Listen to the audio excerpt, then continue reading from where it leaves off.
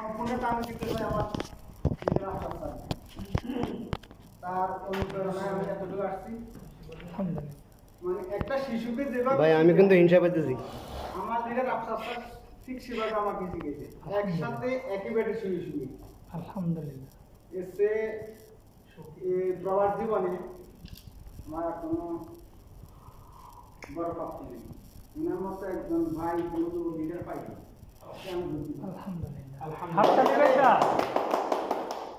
আসলে রিঅ্যাকশন জিনিসটা প্ল্যাটফর্মটা করা এত সহজ না।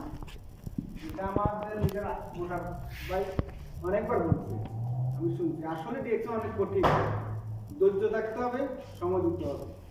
সময় এবং ধৈর্য দুইটাই যখন একত্রিত হবে তখন রিঅ্যাকশন প্ল্যাটফর্মে সাকসেসফুল হবে।